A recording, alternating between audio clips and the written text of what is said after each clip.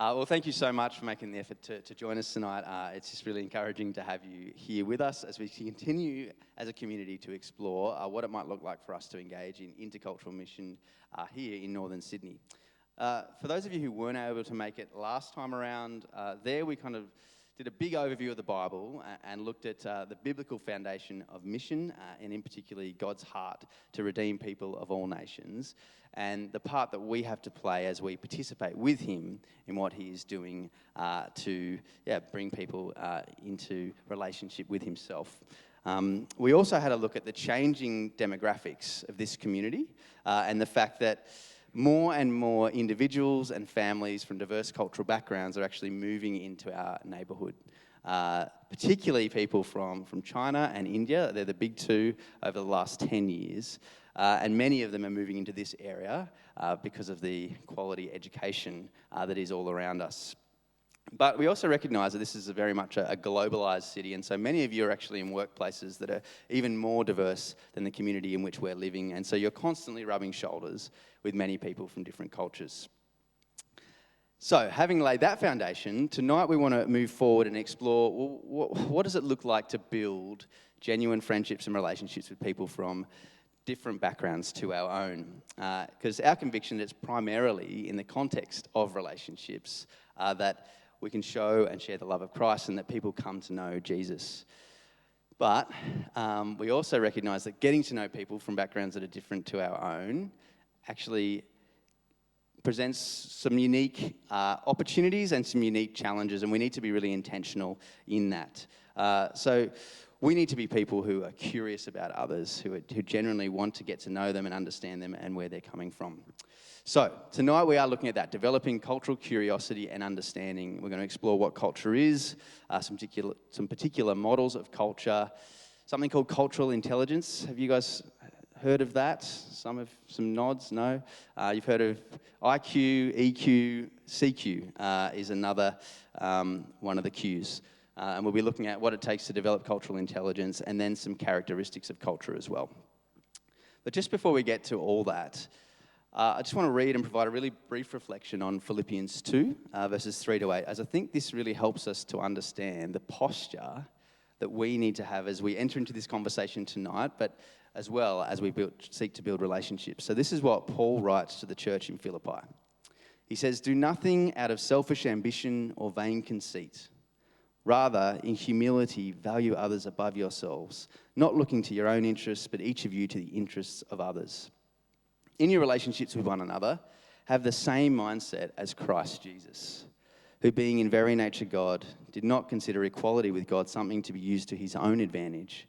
Rather, he made himself nothing by taking on the very nature of a servant. Being made in human likeness and being found in appearance as a man, he humbled himself by becoming obedient to death, even death on a cross." I don't know about you guys, but for me, that's one of the most powerful and challenging parts of all the Bible, really. But it's this amazing call to humility, to selflessness, to valuing others above ourselves.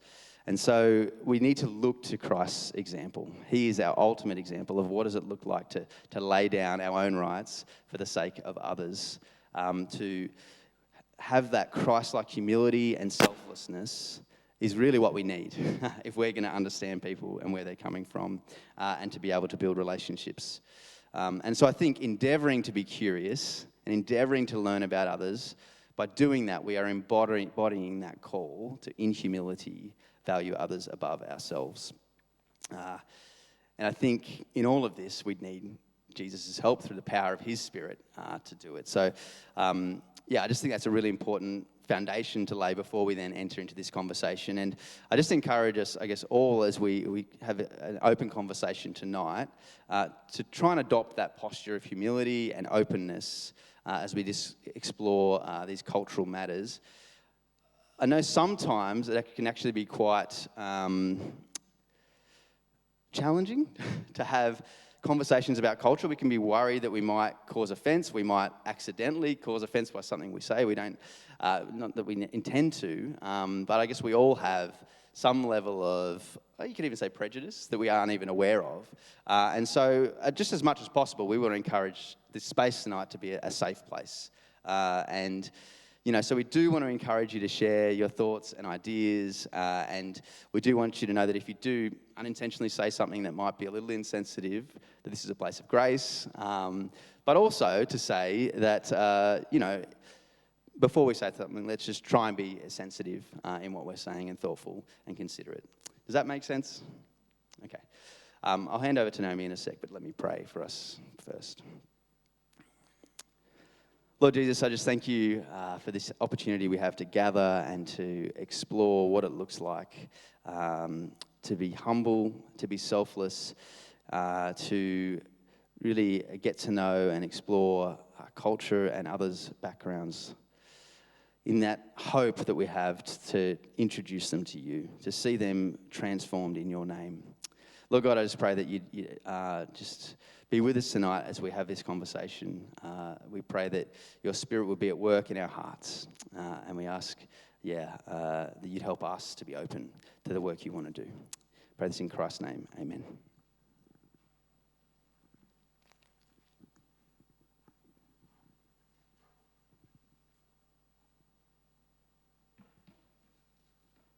Okay, so we are going to kick off tonight by looking at what is culture to start with. I thought that was a pretty good place to start. So what's the first kind of stuff that pops into your head when you think about culture? Food. That's it. Okay. No, come on. Language. Family values. Yeah. Costume. Yeah, dress, what they wear. Yep. Religion. Yellow's leading the race at the moment. Come on, other tables. Come on. Okay, this is a good start. It's a good start. Let's have a look at some more things. So, culture is quite a difficult thing to define, okay? So we're going to have a look at a video now of a guy who does a really good job of kind of working through some of the things that culture is. But bear in mind, it is a tricky thing to kind of define, okay? But let's watch this to start with. What is culture? Of course, it involves national, regional, provincial, and community identities. It creates artifacts we can experience, like language, art, fashion, food, stories, and literature. But it is much more than that. Culture gives us our framing for the way we see and experience the world. It dictates meaning into things like our gestures, facial expressions, body language, and personal space. It creates the connotation behind tones of voice, volumes of speech, and our experience and emotion of colors. But yet it is also deeper than that. It defines our concepts, like, what does it look like to be respectful or polite? How to be a good friend, a good student, or how a teacher should teach? What form of leader would I follow, and for that matter, what kind of follower should I be, or should I follow at all? Culture defines how late is too late and what reasons are good enough reasons. How do you build trust? What roles in life do parents and their children play, and at what age does what sort of responsibility set in?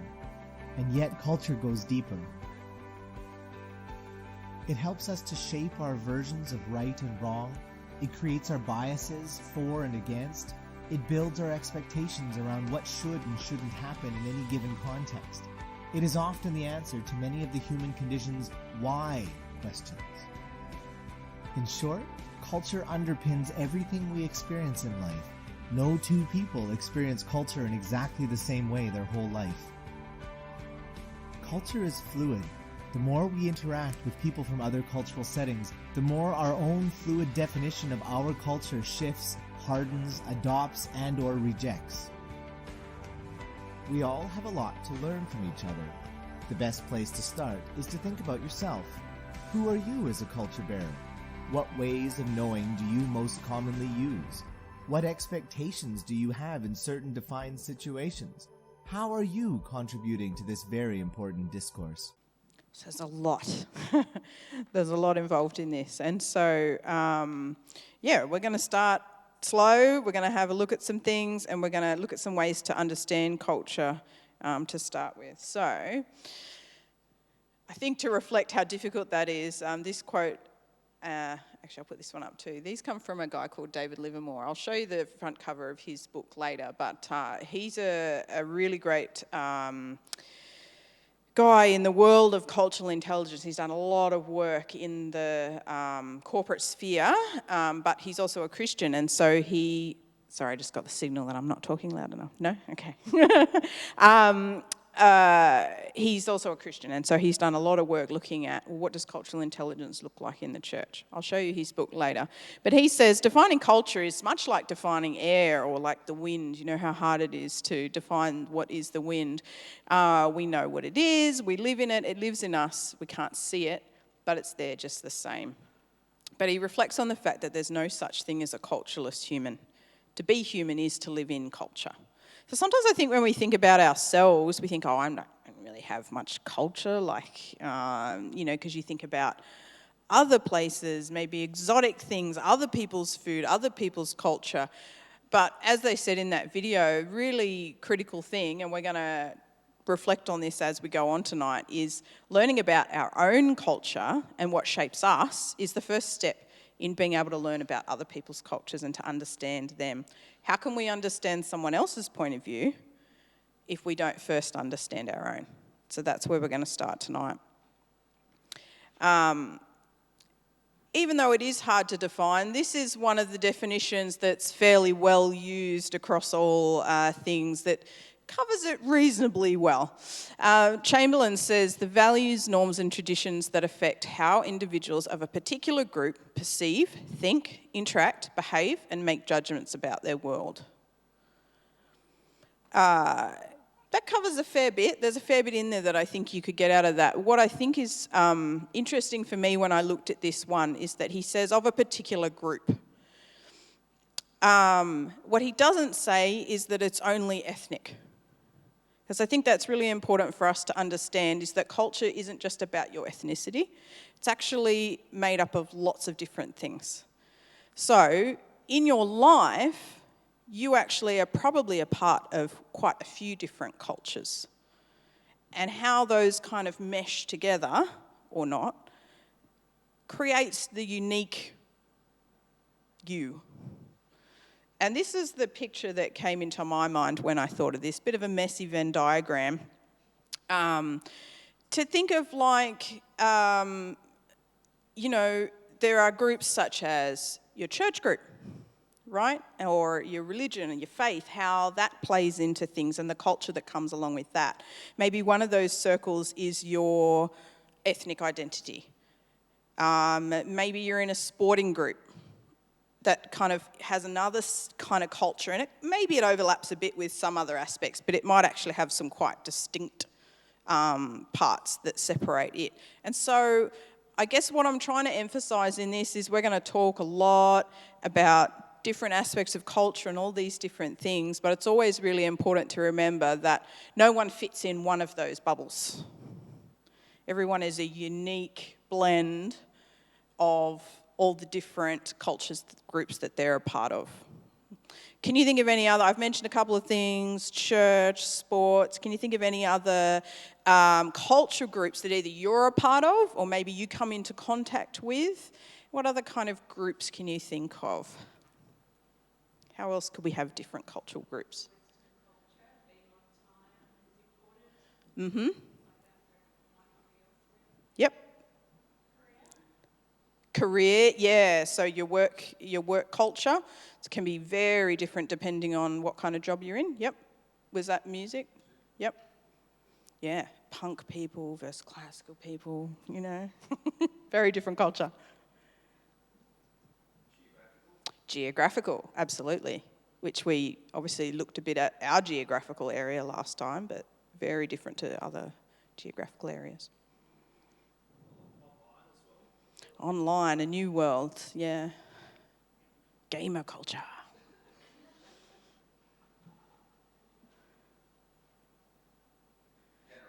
Generational, yeah.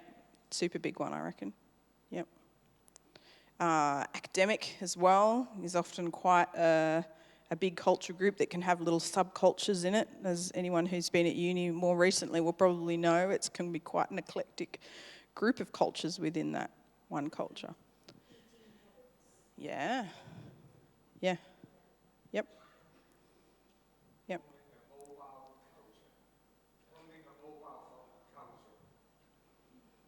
Yep. I think most people are a part of that now, though, aren't they? There's a few people who lie on the edge and don't want to participate in that culture, but most people are in that one now.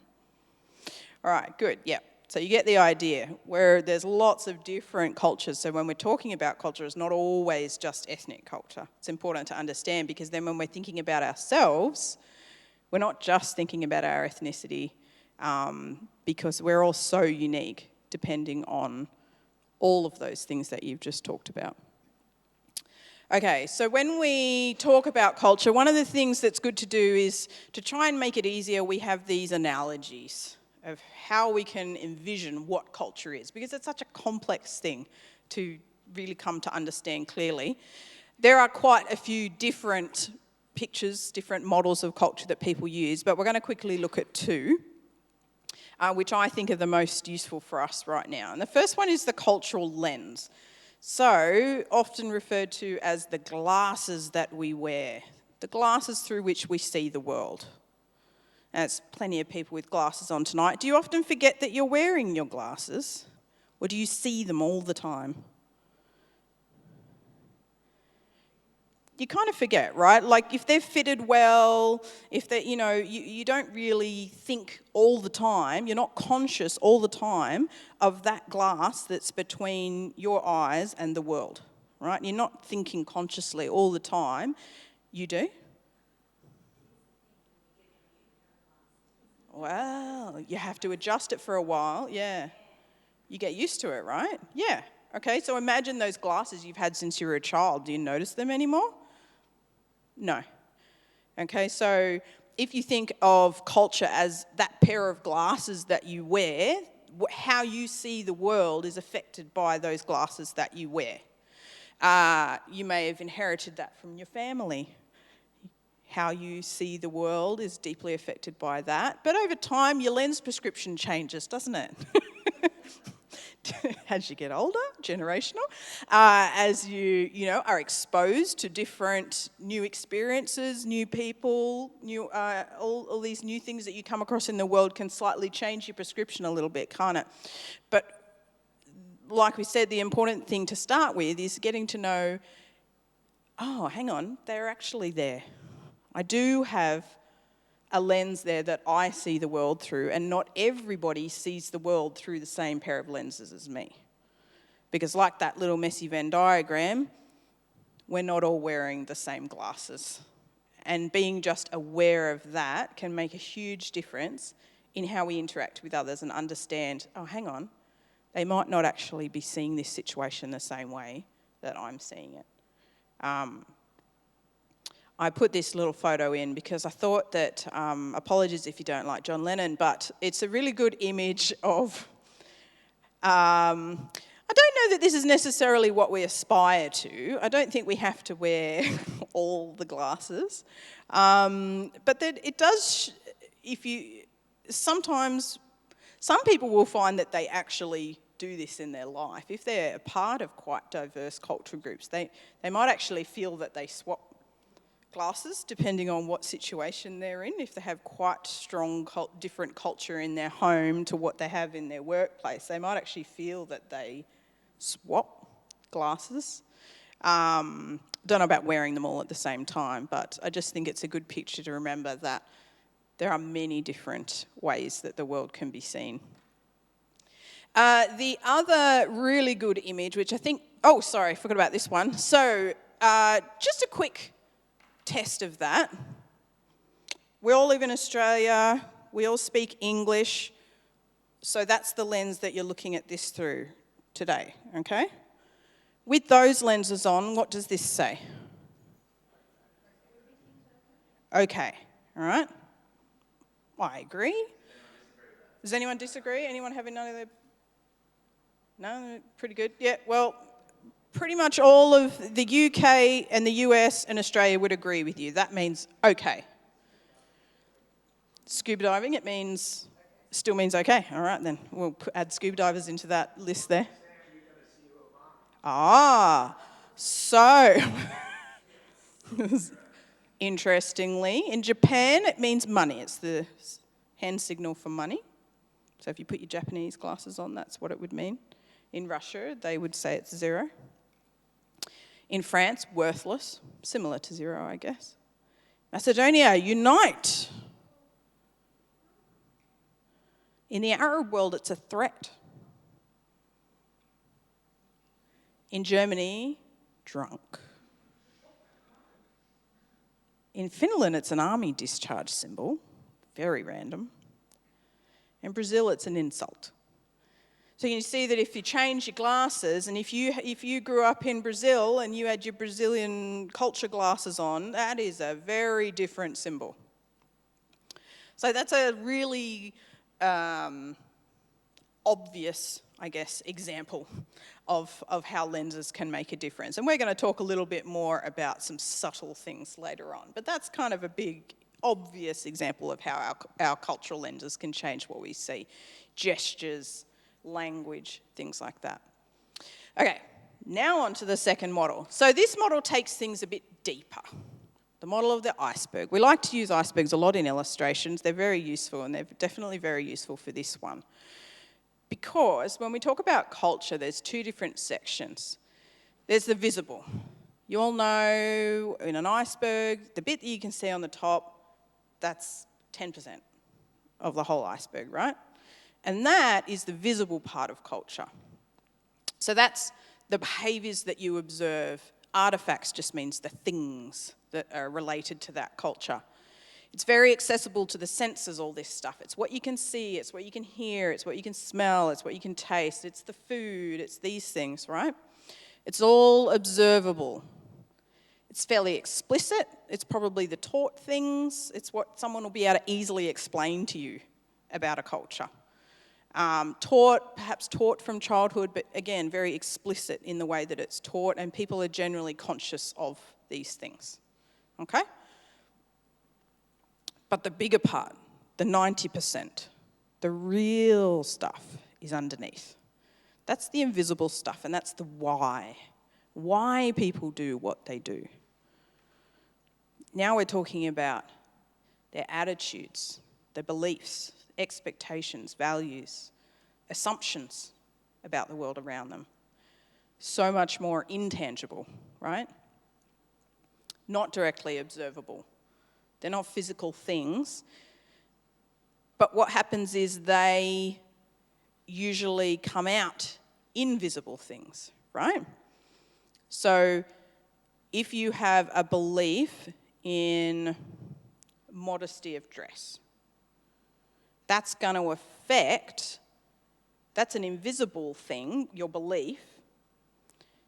That's the why. But then that links up to the top of the iceberg to the way that someone dresses in their culture, right? Whether they believe that they need to be covered from head to toe or not, or the opposite, right? So the why of the what, okay? What we see versus what we can't really see. It's implicit. It's caught, as in some people won't even know why they do what they do.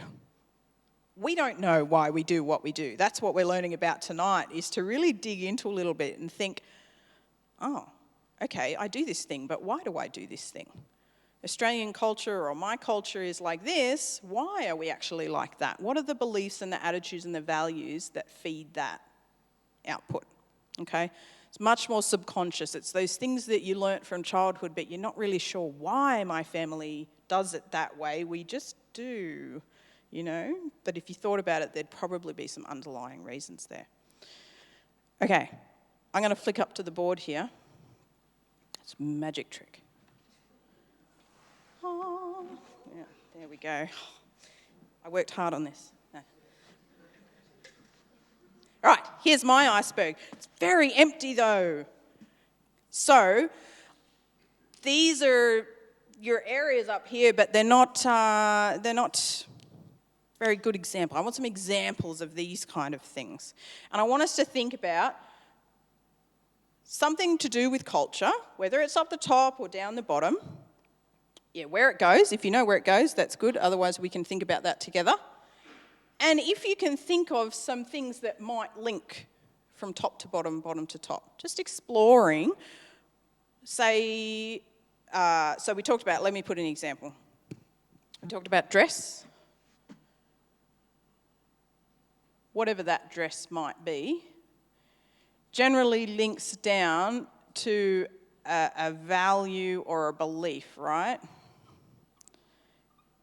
And I'm going to put modesty, right? That's that, and it's going to link up to dress, right? So the value of modesty, or not, shows itself in one example in the way that we dress. Can anyone think of any other examples? You don't have to think of the link. Shoes on or off. Great.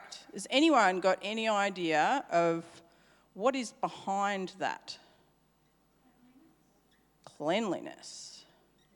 So, what is clean and what is dirty? Right. Yep. Good one.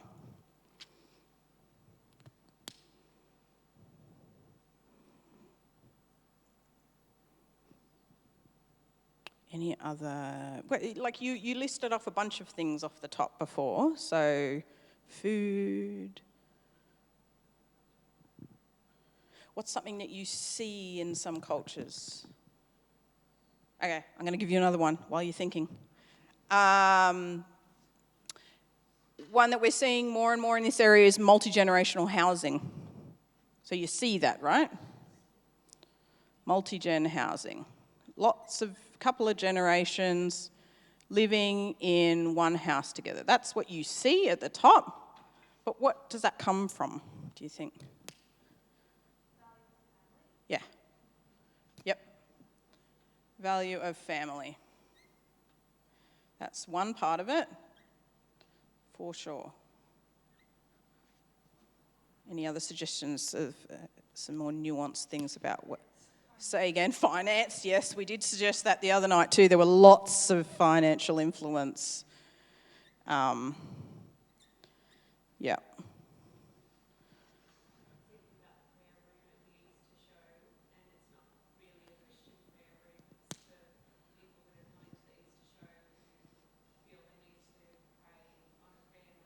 Yep.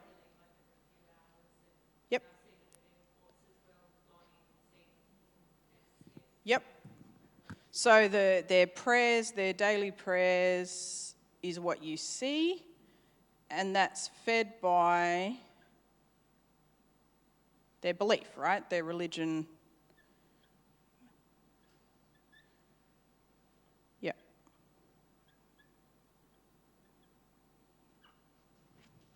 Yep.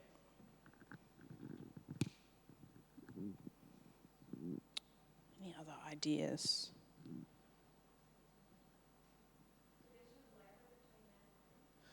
Ooh.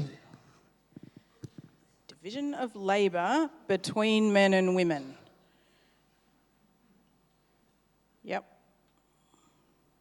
Where might that come from?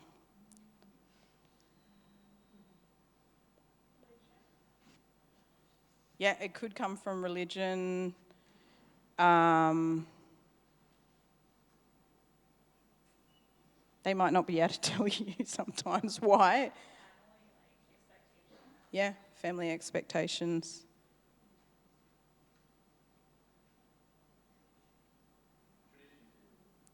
Yeah, they're traditions. Sometimes it's literally just, well, that's what we do, isn't it? I mean, some people have forgotten what it originally came from, but it just becomes a traditional thing, right?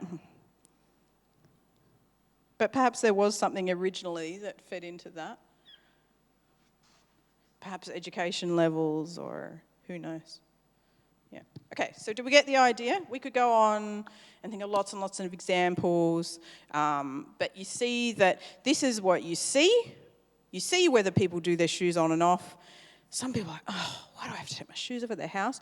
For some people, that's really quite a big value that they have. Not typically in Australian houses is it something that we worry about. We're like, it's not that dirty outside, is it? But these are the things that drive what we see. So this is typically harder to know, right? You have to have a bit of knowledge to start to understand these things that are happening below the surface. And you really, this you can see, that's easier. This one you have to really start not just seeing, but really observing, perhaps asking questions, perhaps learning. And so that's what we're going to look at now. That's our little brief look at culture tonight. And so now we're going to look on to, well, how do we get to delve into that part of the iceberg? What do we need? And the thing that we need is we need some cultural intelligence. So like Paul said, we talk about IQ, that's your intelligence quotient, sorry. We talk about EQ these days, your emotional intelligence quotient. And now we've been introduced to the concept of CQ, our cultural intelligence quotient. Like I said, a guy that we've leaned heavily on in this area is David Livermore. Apologies if you can't see that very well. But if this is a topic that you'd like to do more reading on, I really would encourage reading his book. It's really, really accessible. It's really practical. It's super interesting. I think every time I look at different parts of it, I just, oh yes, that's such a great way to explain it. He does, like I said, a lot of work in the business world, but he does have a real focus on what it means within the church as well. So what does he say cultural intelligence is?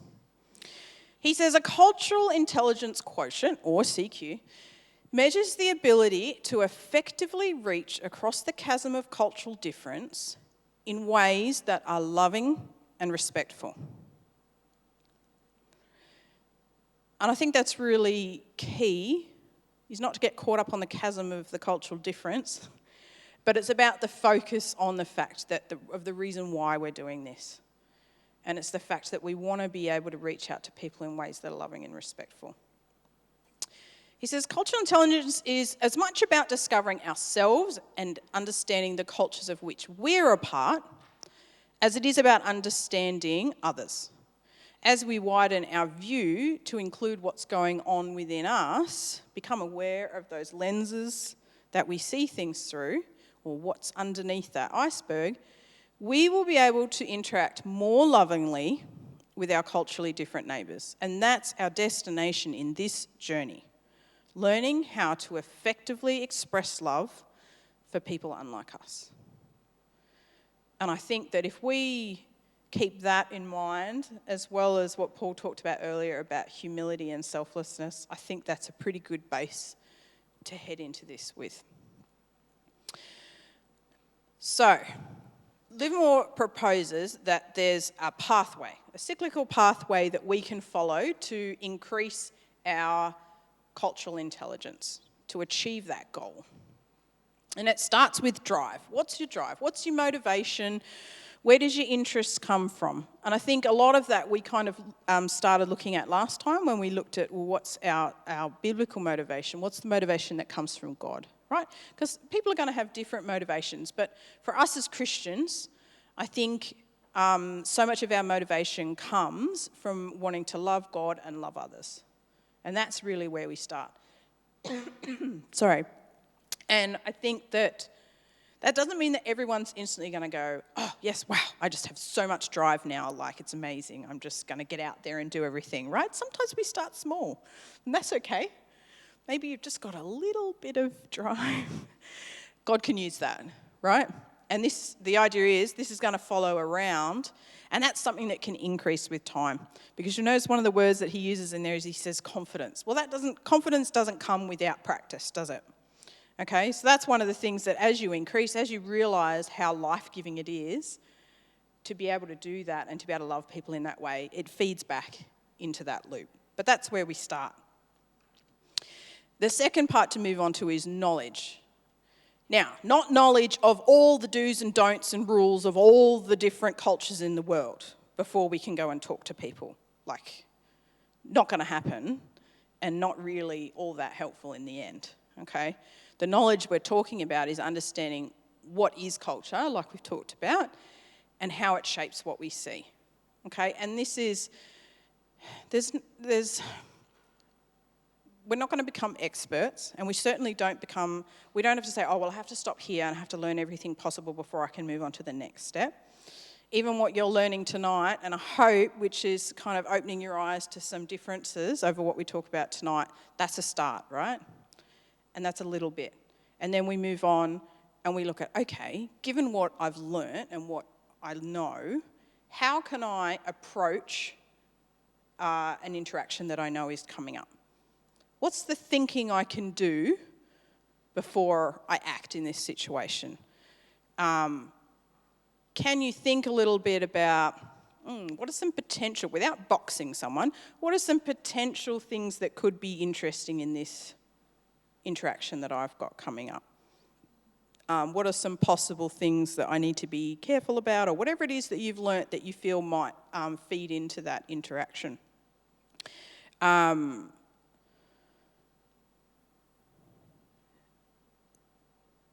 that feeds straight into action, right? You actually have to give it a go.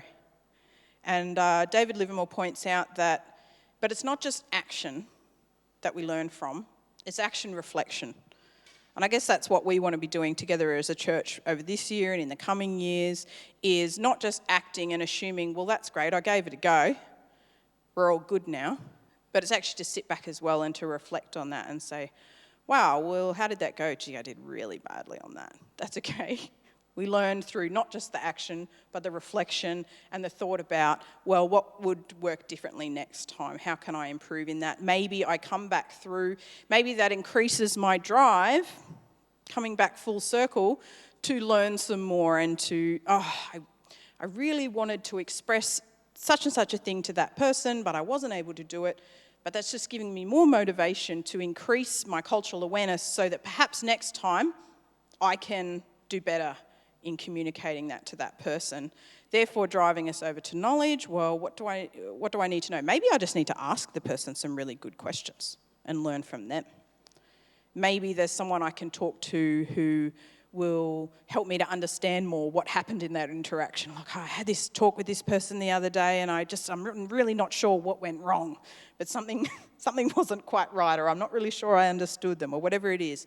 So you see how, and then, okay, all right, so next time I talk to them, maybe I'll just adapt a little bit the way that I approached something, right? And then feeds back around again, okay? And gradually over time, we increase our cultural intelligence through this action reflection. Because I can guarantee you, even after living overseas for 4.5 years, like, it's constant. It's never ending, but it's a beautiful thing at the same time, right? And the more that you're aware of, the easier it is to see those things that are happening under the surface potentially in a given interaction. There's one last thing that sorry, you don't see that, that's just on mine. One last thing that I want to introduce to you before Paul comes and talks about some characteristics of culture. It's a slightly different concept, but it fits into this discussion on talking about cultural intelligence. This lady, Julie Middleton, she did this TEDx talk. It's available on YouTube if you want to watch it. She's quite funny. She's a kind of dry wit humour Brit. She's quite entertaining. It's only about a 14-minute video, but it's a really interesting concept that she's added into this discussion on cultural intelligence. And she says that she travelled around the world talking to people that she felt were more culturally intelligent than her, and she wanted to figure out what was it about them that made them more successful in being culturally intelligent. How were they more culturally intelligent than other people? And what she came down to was this concept of core and flex. So this is the person, this is their beliefs, their values, all those things that are under that iceberg. And where that line sits, or that balance or not balance that you find, determines, in her mind, how culturally intelligent you are. So, here's two main examples that she gave. The one on your left is very green, very small core, very big flex. She calls this the salesperson. You're not quite sure what they really stand for because they're very flexible depending on who they're talking to. They might tell you all about this thing, but then you don't know whether they're going to turn around and tell the next person a completely different thing in order to sell whatever that they're selling, right? They're very flexible. And initially you would think, oh, that's great in being culturally intelligent. Oh, they're so flexible, that's fantastic. But it's too far, isn't it? They don't have that core. What are those things that you stand for? That without those, you're not who you are. It's too small, too flexible. On the other side, she says that's her grandparents. It's okay, you're allowed to giggle. I said her grandparents, not your grandparents. And she says that even that green bit on the end, she was being generous. They're not really have any flex in their lives. They've lived on the same street for so long. This is how it is. This is the way the world is. There is no adapting to anybody else. That's it. This is how life is. And I know, and I'm never going to change. And she said, I wouldn't trust them as far as I could throw them. Because there's no adaptability in there, right? There's no give and take. There's no room for learning and growth in that situation. So the trick is trying to create that balance in our life. You don't have to become the cranky grandparents. It is a bit of a often to talk about perhaps as very young children. We kind of imprint from our parents a lot, so we probably adapt quite a lot of their core. You know, our young children are quite legalistic. This is black, this is white. A lot of that's just to do with their brain development and things like that. But you typically say, well, a very young child who's probably got a rather large core and not a lot of flex going on. But then what happens when they hit the teenage years? Super flexy, right? Because they're discovering who they are. What is this that I believe? Do I still believe everything that my parents have told me? Wow, I'm going to, be a bit flexy. I want to please all the people and try and figure out who I am. And then as they figure out, okay, this is what I believe, this is what I value, this is who I am, they establish kind of that core of who they are and the flex. Typically, as we get older, our core seems to grow a little bit, but it is a choice that we can make. It is a choice that we can make as to where that sits. And I think a lot of it is about self-awareness. I think a lot of it is thinking through, hang on, why do I believe that thing? Okay, that's the way I like to do it, but does that mean that it has to be that way? And so thinking about, well, where does something fit in my life? And it's different for different people. She uses the example of wearing head covering. She was going over to an Arabic country and someone said to her, are you going to wear a head covering? And she took a long time to think about it, and in the end she decided, yes, I am, because it's respectful to the people that she was going to be with. And for her, she said, dress, what I wear, is in my flex. I'm not particularly bothered by what I wear. It's not in my core. I'm happy to wear that thing to show respect to those people. But for some of the women in those countries, it's not a part of their flex. It's a part of their core. It's a part of what they believe, right? And so showing respect for when other people have things in their core that you might not, and understanding helps us in a relationship to negotiate those kind of things, right? And to think about in our life, how can we sometimes probably shift some more things into our flex zone that probably shouldn't be locked into that core, but without giving up those things that are core to us. How do we maintain that balance, that flexibility, that awareness of ourselves and where things fall in our lives? So I find that a super interesting concept, and I think you could delve into that a lot. All right, Paul. Okay, well, in order to, dip our toe a little further into the water of culture and to get a little bit more thinking about what's below that iceberg. Just going to spend some time looking at some characteristics of culture. These are also referred to as dimensions of culture or cultural lenses. And for this stuff, I've drawn from multiple sources, one of them being Livermore's book on cultural intelligence. There's another book called Changing Lanes, Crossing Cultures, which is actually produced by Interserve, who are another mission org, and that's really helpful. They have a chapter on this stuff. And then there's another book called Foreign to Familiar by Sarah A. Lanier that I've drawn from. So one thing I do want to say before we look at these characteristics is we're going to look at 5 different kind of spectrums. And kind of opposite ends of that spectrums. And we're not looking at these in order to identify which end is right and which end is wrong. Actually, I think at both ends, there's potential positives and negatives or vulnerabilities, you might say. And so the point of this isn't to compare them from a moral or an ethical standpoint, but it's to encourage that mutual understanding. Understanding of the other. So we can understand both the lens that we're looking through, but the lens that others are wearing as well. Patty Lane has written a book called A Beginner's Guide to Crossing Cultures, and she says, each culture has a unique way of seeing life and relationships. When we understand our own cultural lenses and those of others, we are more likely to make friends with people from other cultures because we have some mutual understanding. Okay, so first thing I want to look at is identity. And this characteristic considers the extent to which our personal identity is defined in terms of us as an individual or is defined as far as us being part of a group. So the majority of people in Western contexts like ours tend to be on the individual end of that spectrum. So this means we see each person as an individual. We relate to others more typically on a one-to-one basis as opposed to their group. In these kind of cultures, the rights of an individual, the desire to be independent, self-sufficient, privacy, these things are really strongly valued. And I think you'd agree they're pretty strongly valued in our culture.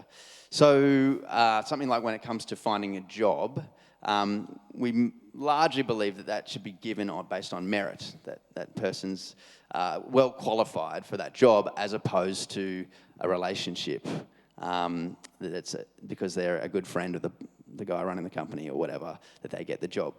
And so when it comes to relationships, we prefer to have a no strings attached or not too many strings attached approach to relationships, even sometimes within our own families. Individual decisions, decisions that we make should be made, I think, largely on an individual basis. Well, you choose whatever's right for you and maybe your immediate family, but you don't need to consider too much beyond that.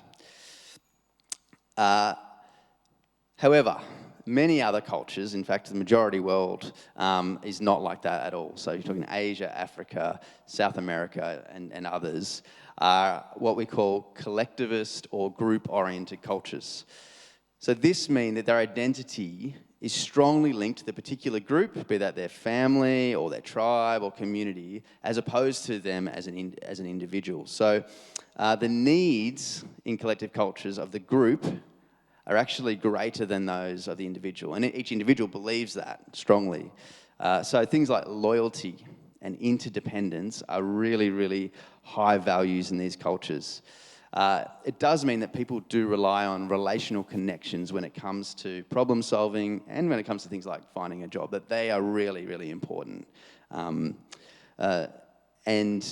typically, collectivist cultures strongly value eating with others and doing that regularly. And it can be a case of the more the merrier when it comes to that. We don't have time to go into it, but maintaining face, you would have heard of that, or honour and shame are also really, really big dynamics. So you need to act in accordance to your role and your place within that group, whatever that group is, and you do that for the sake of the group, so that you don't bring shame on yourself or the group. Does that make sense? Yeah. just want to share a little story about a conversation I had with my good friend Mike in Central Asia that really kind of rammed home for me the difference between his culture and my own. He's been collectivist, mine being more individual. So Mike was sharing with me that he was really quite frustrated with a friend of his, and he felt kind of more distant from him because this friend was quite independent and actually rarely asked him for help. This friend was also of the same background. He's also a Muslim guy, but maybe it was his personality. He actually had spent a lot of time with Westerners, so maybe that had influenced him. But he was more of an individualist in his mindset and his approach to life. And so Mike explained to me that from his perspective, true friends were those who were truly interdependent. So if someone wasn't willing to regularly ask you for help, and then in turn give you help when you needed it, then actually they weren't really a close friend. They were perhaps more of an acquaintance. So have you guys heard the idea of reciprocity? It's this idea of give and take in a relationship, and it is really, really important in collectivist cultures.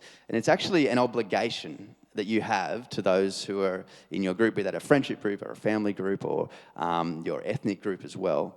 And that is really central to relationships. So I guess this conversation for me was an aha moment because I realised that I saw things quite differently to Mike. You know, I guess it's that whole no strings attached approach to relationships where we want to be self-sufficient, we want to be able to do things on our own 2 feet, we don't want to have to put a burden on someone else, put them out and ask for help. You know, with that comes this thing of, if I help someone else, I don't have an expectation that they will return the favour. But it's just a different way of dealing with doing relationships. And so for Mike, that approach to friendship wasn't really friendship at all. I just want to ask a question, having heard a little bit about those two ends of that identity spectrum, collective versus individual, are there any other ways in which you have noticed that difference between people from individualistic and collectivist cultures? Can anyone give any other examples?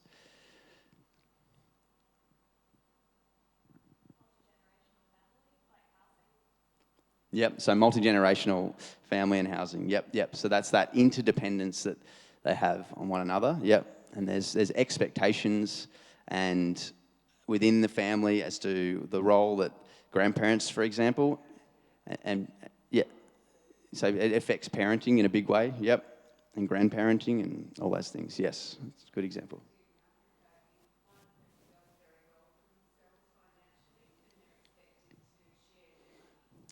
Yeah. So if you didn't hear that, so if one person in a family does well, then that money isn't just theirs. It belongs to the group. If that's that family, or it could be even a bigger group than that. It could be their village. That actually they should be distributing that amongst people. Whereas for us here, we're like, well, they earn it. It's their money. They can do with what they want. They shouldn't be obligated to give that to someone.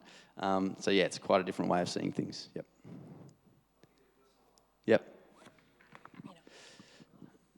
Who to invite to your wedding? Who to invite to your wedding? I could give you an entire war story about that. Like, just on the reciprocity thing. Yep. My parents thought that I should have invited the person who did my conveyancing to my wedding, just because they'd actually provided me with a service. Yep. And Gal and I looked at each other and just thought, no way, like we hardly know this person. This person like interacted with us once, Yep. and my parents thought that they should be invited to my wedding. Yeah. I mean, I could give you any number of examples of this kind of stuff. Yeah. But I mean, that's one example. How you use your money is a really obvious one. Like my kids have their own bank accounts now, whereas previously, you know, my parents' money was essentially mine. And even today, my parents' money is kind of mine. My money is kind of theirs. Yep. But not in my own family these days, which is tended more towards the individual side. Yeah. Anyway. No, thanks, Enoch. That's really helpful and insightful. Yeah, and I mean, we saw this play out in Central Asia in various ways. When there was any kind of something like a wedding or other kind of religious or cultural festivals, if there was giving involved, then there would be a register. And so if you were the host, you would write down the amount of each person. And then when the corresponding event for that person came up, you would have to make sure you at least matched it. Like that was a cultural expectation that you should match it. So, which to us, and again, in our minds, we're like, oh, that's just, yeah, there's a whole privacy issues. There's issues around, like, is that generally, you know, there's all kinds of questions. But that's not to say that's wrong. It's just something that we need to recognise that the lens we look at that through is different to them.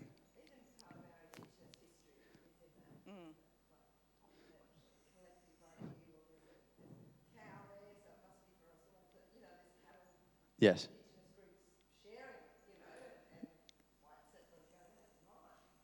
Yeah, that's right. Yep, exactly. Yeah. Yep.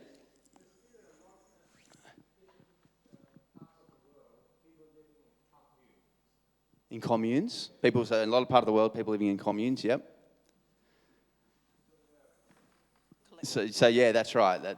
That's just the way they live, and even you know, again, where we were in Central Asia, it was kind of that arrangement in that you all had a gated community, but there was a sense of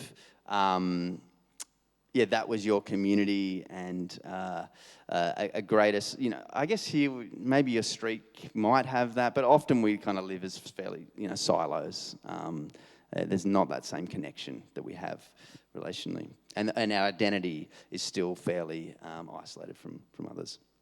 Okay, so a second one we want to look at is around authority. And this is sometimes referred to as power distance, and it's the extent to which inequality and unequal distribution of power in a society is not only accepted but expected in a given culture. So hierarchical or top-down cultures are called high power distance cultures. So again, many Asian, Indian, Chinese, Korean cultures tend to be more hierarchical. And in these cultures, there are rules, there are expectations around how you should respond to, how you should respect those in authority. So this can include the titles that you use to address people, what your expectations are around interactions, to what extent you are allowed or mostly not allowed to question authority. So basically in high power distance cultures, subordinates are expected to, but they're also, on the most part, willing to support decisions that are made from those who are above them. And they look for direction from their leader. Usually, I think there is a greater respect for parents and elders in high power distance cultures. However, do you think Australia is on that end of the spectrum in general, majority Australian culture? I was going to point out that sounds like a big difference between the US and Australia that I've noticed. I have some American friends. Yep. They refer to their senators and their presidents with all these titles. We've got Albo, the freaks and cats.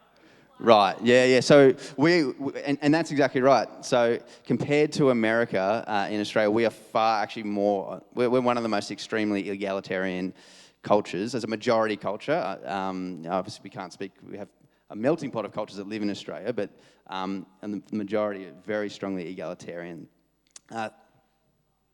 Tall poppy syndrome is a great example. It's a symptom of that reality. So the deep thing is egalitarianism, and tall poppy, the fact that we cut down anyone who's puffs their chest out and shows how good they are, is a symptom of this reality that we see everyone as being equal in status, having equal rights. We do tend to have a lower level of respect for people in positions of authority. And we at least think people need to earn our respect if they're in a position of authority, not just receive it because of their position. So they've got to earn the right to be respected.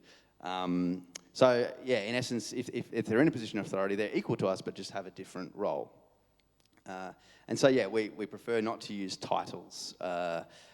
We like to call people by their first name. We largely value informality unless we have to. Do things in a formal way. And we think it's our right to question authority. So a little bit of I guess, case study for us to think about. Imagine you're a part of a small group, and let's say it's a Bible study group at church, and there's a mix of people from both hierarchical cultures and egalitarian cultures within that group. How might those different views of authority play out within a group context? What are some of the things that might happen with a mix of people, both from either end of that authority spectrum in a group?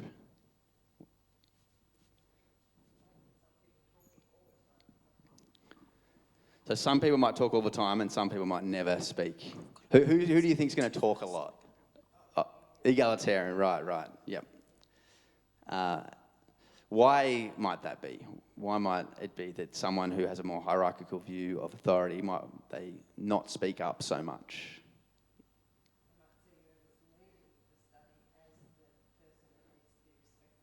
Right. Yep, so they might see the person leading the study as the person who does a lot of the sharing.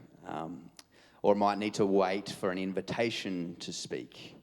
Then they might see that as important, otherwise they perhaps see that as undermining the leader or something like that. Yep, that's good. All right, third characteristic is activity, and this is the kind of a measure of the importance that we give to actions and tasks in a given culture. So relationship or being-driven cultures value relationships and kind of general quality of life more, whereas a doing or task-oriented culture value actions and results that are measurable and quantifiable. So I guess in large part, relationship cultures aren't as worried about achievement and success. Efficiency and time shouldn't take priority over people. So if you're in a meeting with someone about a particular matter, so you're even meeting up for coffee, but there's an issue that you need to talk about, it's really important in a kind of relationship-oriented culture that you actually spend a good amount of time just catching up and chatting and a lot of small talk before you then eventually get around to the topic at hand.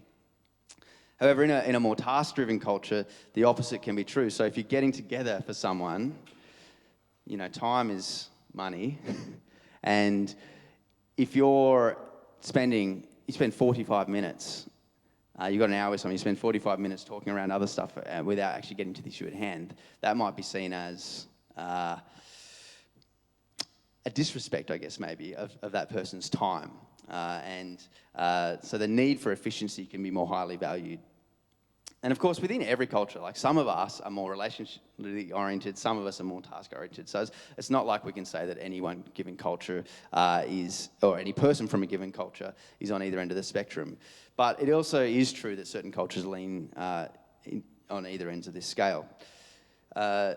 Interestingly, there's not like a really clear like east-west divide on this. So if Australia and the US, typically we talk about that we're more task-oriented, but places like India and China are actually lean more on that end of the spectrum. And Thailand, Cambodia, Vietnam, South Korea, those kinds of countries tend to be far more relationship oriented, but as do places like Sweden and Norway and a lot of Scandinavian countries are very highly relational and value relationships over getting stuff done and efficiency. Okay, fourth one is time. So this is kind of similar, but it's this characteristic about how we see time. Do we see it as abundant or do we see it as limited? So cultures that see time as abundant, they're often referred to as event-oriented cultures. So many Asian, African, South American, majority world countries are not that time-oriented. They're not super worried about watching the clock, being on time. Again, focus on that relationships, events, other aspects of life. So this means that it actually can be far more spontaneous and far more flexible when it comes to social stuff and life in general. So, for example, if you're scheduled to be meeting with a family friend or a friend, or you have some actually even more important thing going on, but then someone kind of turns up at your doorstep, that person potentially actually at that moment needs to take your priority because you're not so worried about being on time. And so when it comes to an event, the most important thing isn't to start it on time. The most important thing is that everyone is there before we start. So there's a difference there. When it comes to hospitality in time-abundant cultures, it's often really spontaneous. We found this in Central Asia, that an event might have already started and then we get the invitation to come along. Or, you know, they don't plan things like with a lot of notice. It's just like, oh, someone had an idea, we're just going to go do it. But the expectation is that you'd need a pretty good excuse not to go and not to be a part of that if you've received that invitation. So that was a bit of a challenge for us to adapt to, especially when you have young kids. We're just not spontaneous like that. We typically, in Western cultures, more time-orientated.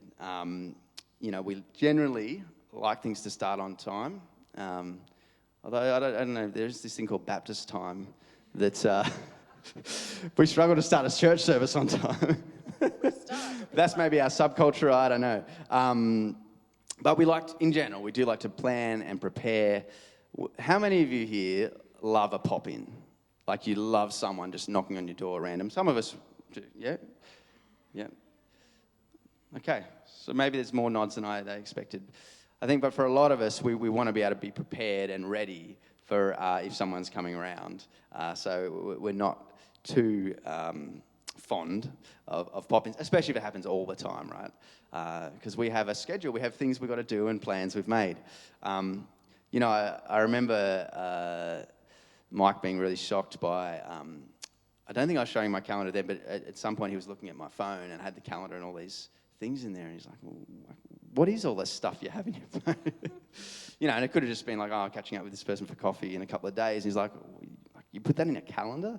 That preparing anything in advance is just not something that they typically would do. Even a wedding, you might send invitations out at most a week before the wedding happening. And the expectation is you try and choose a time that you think people will be able to be there on, but is that people would come. Whatever else they had on, they would change their plan and be there for a wedding. So how might being aware of people's different view of time help us with our expectations of them? If we know they're from a culture that doesn't have the same attitude towards time, how might that help us with the expectations that we have of them or our response to certain situations?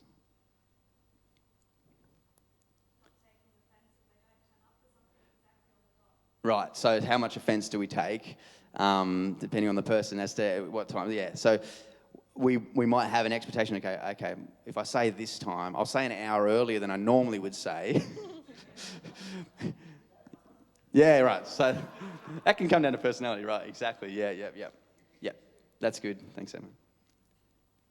Any other ways that our expectations might change?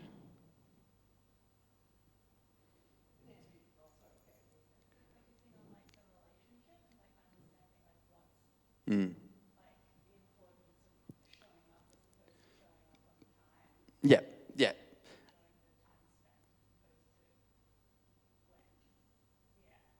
So in enjoying the fact that they are there, and they also may have had a good reason.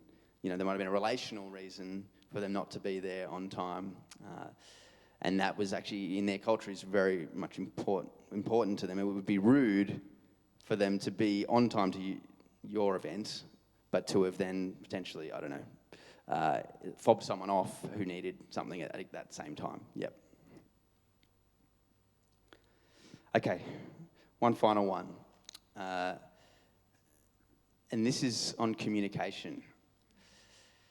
This is can be a little tricky to get your head around, so let me try and explain it. So we have high context and low context cultures when it comes to communication. So a low context culture is a culture where verbal communication is seen as most important, and non-verbal aspects like like the environment, body language, even tone and appearance aren't as important as just the words that you're using. As long as you're clear with the words you're using, that is the most important thing. So low context cultures are more direct and explicit when it comes to communication. Value clarity in the words that we use. So basically it means that whoever you're talking to, you don't have high expectations necessarily that they will be able to read the situation. You clearly spell things out for them. So yeah, explicit directions. Also, low context cultures can be more, and again, it comes down to personality, but can be more directly confrontational. So happy to, let's deal with this issue head on. Let's talk it out. Let's get to the bottom of this. But that isn't the case in a high context culture. So a high context culture is a culture where the context around the words is just as important as the words that are being spoken themselves. So non-verbal methods of communication are seen as really important. So, for example, if there's a meeting, how that meeting is conducted, the quality of the venue, even the dress that the presenter is wearing, the tone used, the verbal gestures, these are all very, very important to that communication.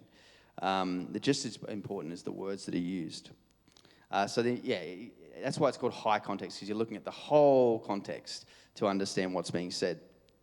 So what this means is in high context cultures, people communicate in more implicit and indirect ways. And so you really have to learn to be able to read between the lines and to understand, especially some of the non-verbal stuff that's happening. I think, if I'm honest, this is the one that for me, and I think for a lot of us we tend to be more low context, that it can be really challenging to do that reading between the lines and to understand what's really going on in a given social interaction. So, let's just try and give an example. So one way this can play out is it can be really difficult for people from high context cultures to say no and to or give what they perceive as a negative response to a question because they don't want to disappoint or disrespect the person who's asking the question. So let's say we invite someone to a meal or something like that. A response of okay, it may mean that they can meet you and come along, let's say for it's a lunch. It may mean that they're interested in coming to lunch, or that okay may mean they've appreciated that you've invited them, or it may mean that they've heard your invitation.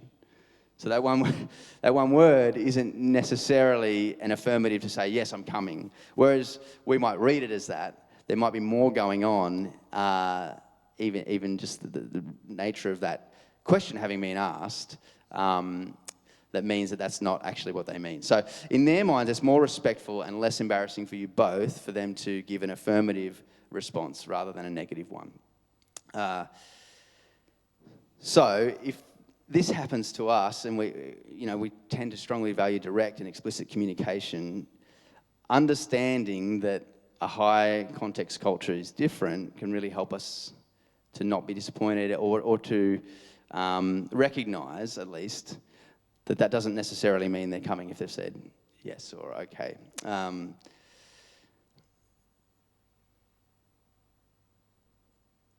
So have many of you experienced how that, and you think about it in terms of indirect or direct communication, or differences when it comes to communication between high context and low context cultures? Has anyone got any examples of that kind of situation where you've thought someone meant something from what they said, but actually they meant something different?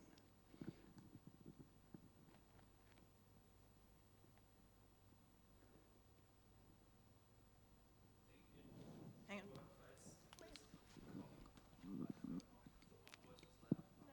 on. In my workplace, especially people from South American backgrounds, Yep. were very direct, quite loud, Okay. very fast speaking, and so you think you're in lots of trouble, and you're like, oh no, what have I done to anger them? And then you actually realize, you sort of start to realize that that's just their normal way of speaking. So they're very, I guess, low context. So they're actually lower context than even we might be. Yeah. And so Yeah. you go away and you're like, oh, and then after a couple of weeks, you're like, oh, okay, that's just normal. Yeah. Yeah. And sometimes it can be about the content of what's being said as to whether certain cultures are more direct or indirect as well. Yeah, interestingly, where we were in Central Asia, there's ways in which they could be really direct that we would find as offensive, to do with asking about your age. And part of that was them establishing hierarchy, and establishing how that relationship should work, because that's really important in collective cultures, for example, and where they're more hierarchical. Even commenting on weight. That's an area in which our culture, we're really indirect. Like you just do not even go there. Like that just, yeah. That's so. But like we had this situation I did 6 months of university language learning, and there was a Russian guy actually in our class who was on the larger side, and we were playing this game where we had to use the local language and describe a person in the room, and everyone else had to guess who that was, right, based on their characteristics. And so the teacher says, like, if I was to say there's someone in this room who's really fat, who am I talking about? And every single one of us in that room, most of us from Western backgrounds, didn't say a word. We couldn't even say, so.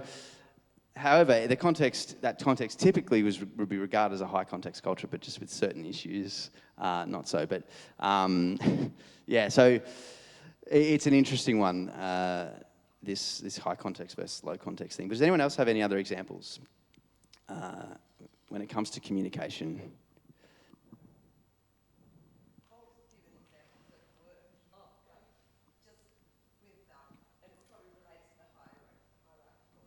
Yep.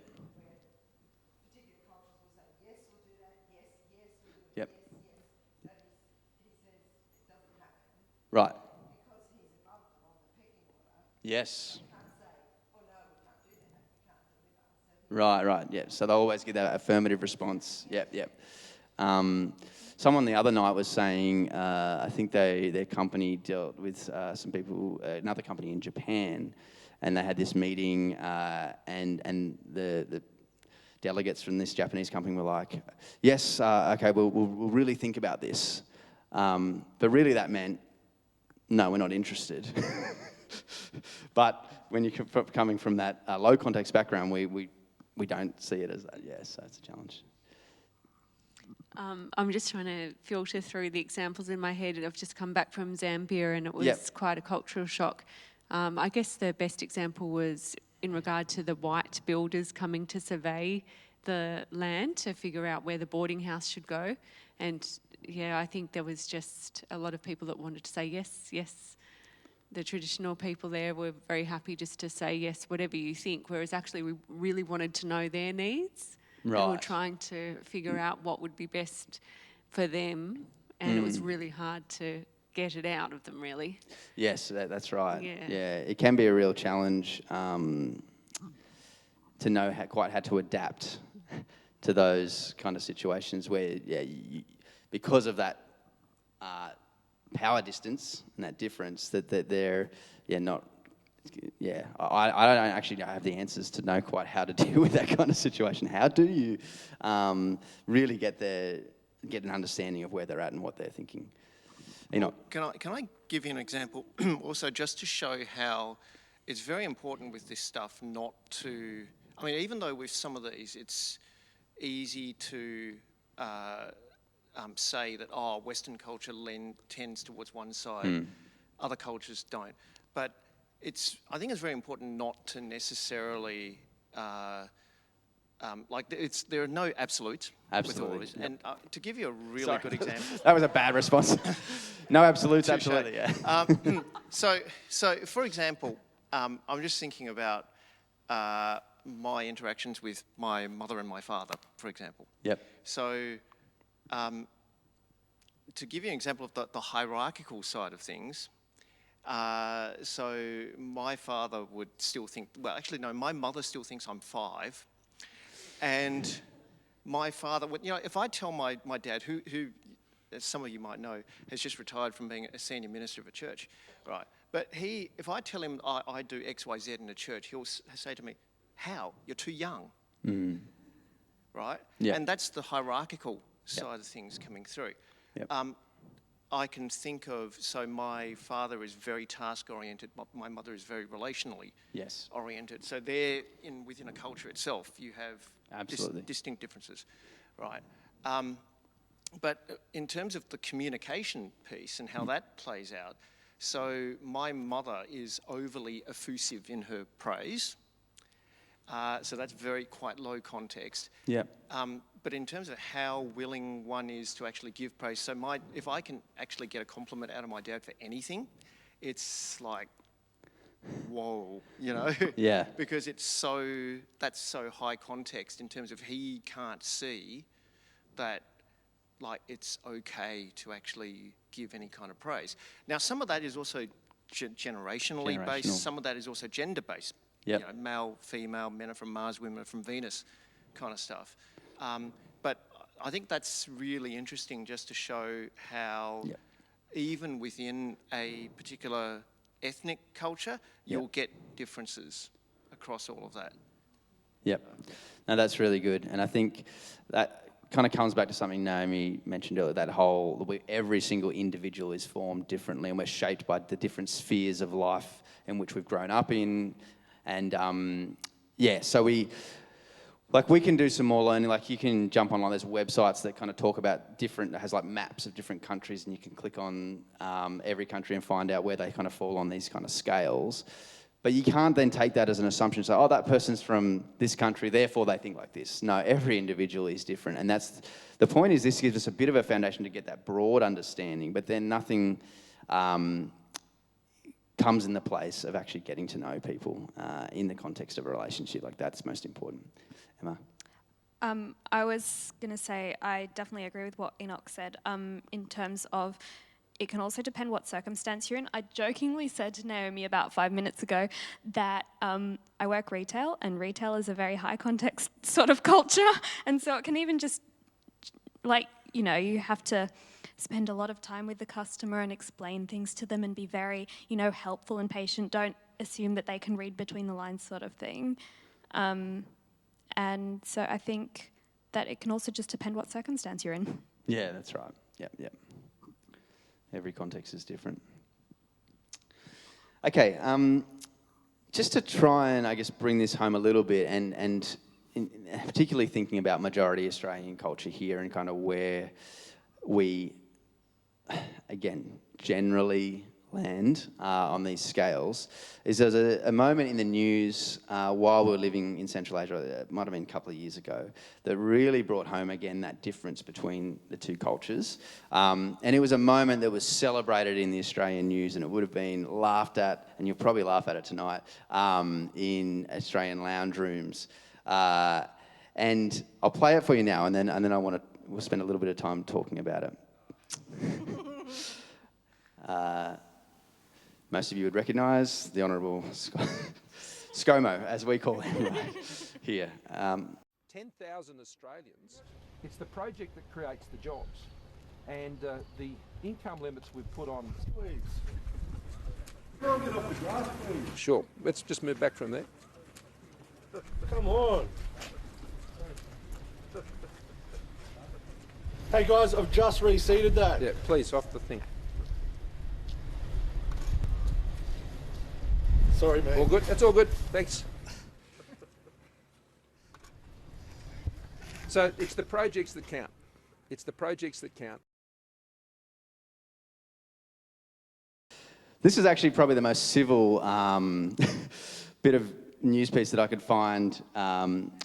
There's actually far more intense and direct confrontations between members of the public and Australian Prime Ministers that you can find throughout the years. And that was actually a pretty polite and civil one. But my question is, what does that interaction tell us about some key characteristics of majority Australian culture, and how would that be seen in cultures that lean more on the other end of the spectrum? So just bring that back up again for us. So what are some of the ways in which these things are playing into that interaction between old mate and You the can Prime tell the Minister of Prime Australia. Minister to get off your lawn and it's okay. He will. Like, it's egalitarian as opposed to hierarchical. You can just say, hey, Yep. get So off that my lawn. authority one. So very strongly egalitarian that our Prime Minister would be apologising to a just member of the public he wasn't on the lawn, but the press being on the lawn. Yep. Speaks strongly to the egalitarian nature of society, our society. Low context. Yep.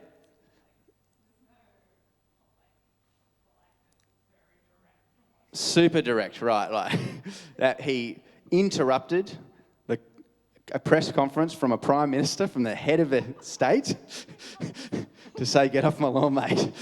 Yep, exactly. So that is very low context. That, yeah, very good.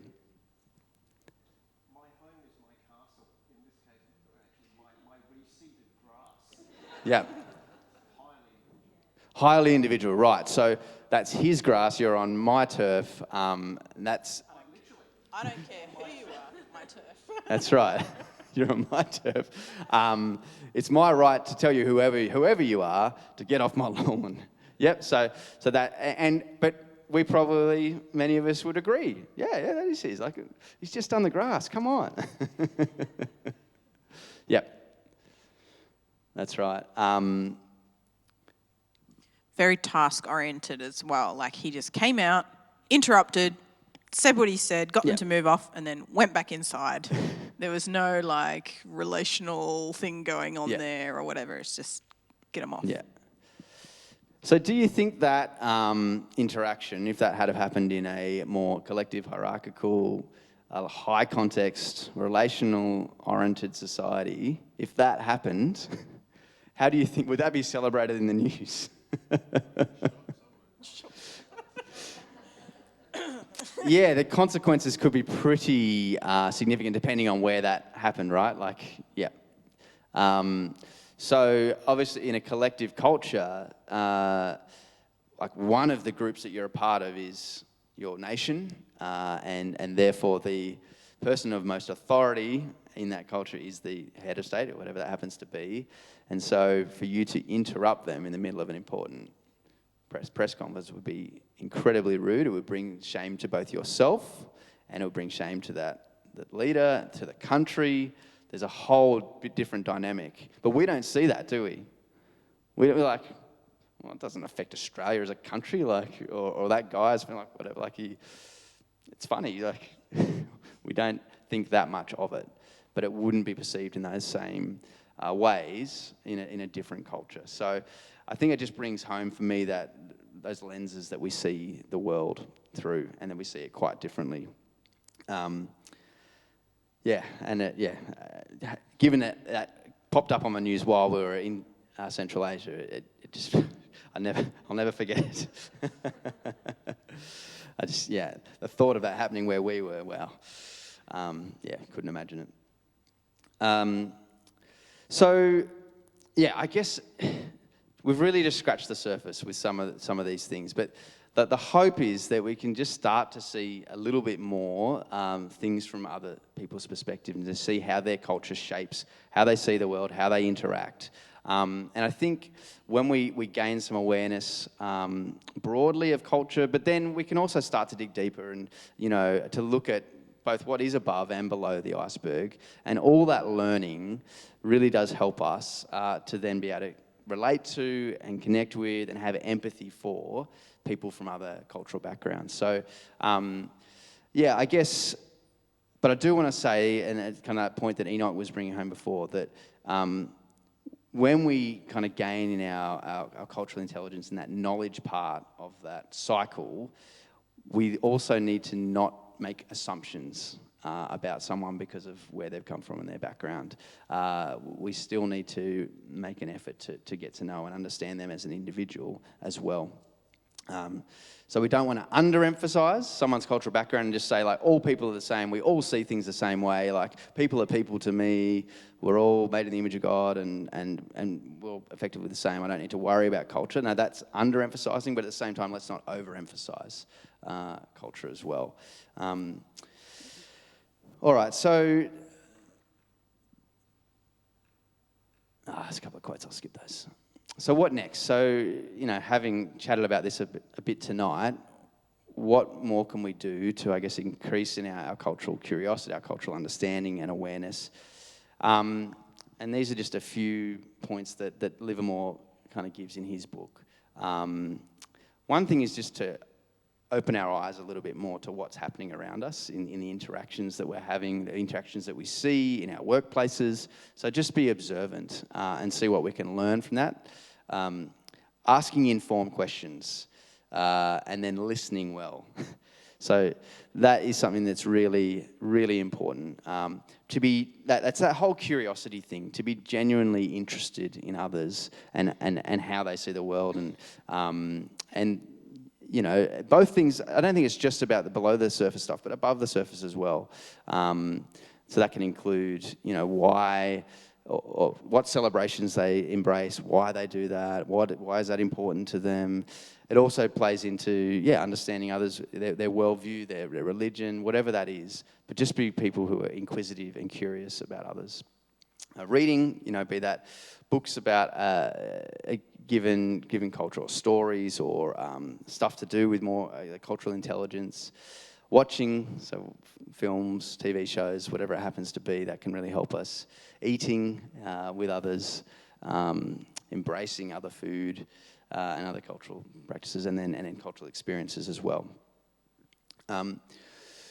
This is actually a really helpful website, and it was pointed to me by Roger Green, who I think works with Anglicare, and it's kind of simple, but it's just thinking about, okay, so if part of what we want to be doing as a community and as individuals is connecting with those from people from backgrounds different to our own, what's an initial bit of learning and reading we can do to understand maybe something of where they're coming from? And this just provides a really basic one-page kind of almost pamphlet-like summary of some different cultures. I don't know how many it does, but quite a few kind of common cultures that we might find around.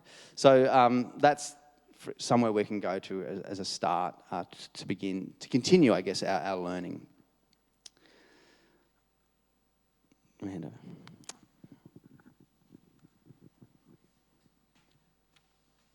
So that's the end of all the information we're going to download onto you tonight. But I think what would be really good now is just the opportunity to just stop and just spend a couple of minutes just thinking that stuff through. On your tables, you'll find the little A5 sheet that essentially, off the top of my head, says, what did you find interesting about something that you found interesting tonight, maybe something that you found challenging. And down the bottom, it also gives you an option to write a bit of an I will statement. So perhaps, what are you going to take forward into the next weeks from here? Is there anything that you want to commit to for yourself to take into the weeks ahead? I will talk to my neighbour over the fence, or I will have a look at a book, or do this or that. It's just a good way to kind of not just leave things here tonight and walk out the door and move on, but to think about what is it that I'm actually taking from tonight, and what am I going to do with that in the weeks ahead. So we'll have a couple of minutes to do that. You can always take that home with you and finish it or whatever, but I think it's always good to stop in the moment.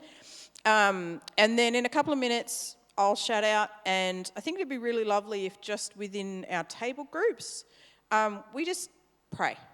Pray about what you've heard tonight. Pray about who it is that you want to reach out to, or pray for our local community, whatever it is that you want to pray about. I just think that's always the place that we should start. So I'll lead you to that in a few minutes' time.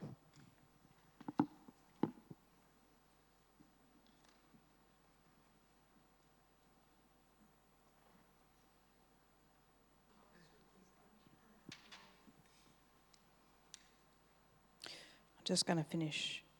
Sorry to those groups who are still praying. We'll just finish now. Heavenly Father, we thank you so much for this time together. Father, that we're created in your image and we are valued by you, and we have things in common because of that, but we're also created beautifully unique. And you know each of us, and you love each of us with all our combination of different things that make us who we are. And you love us in that. And Father, we just pray that you will help us to see others in that light as well. Father, may we love them in just a small part of the way that you love them. So, Father, I pray that you'll help us to not just leave this here tonight, but to take it out into the week and to start to see people through slightly different lenses, Father God. I pray that you help us in that. Amen.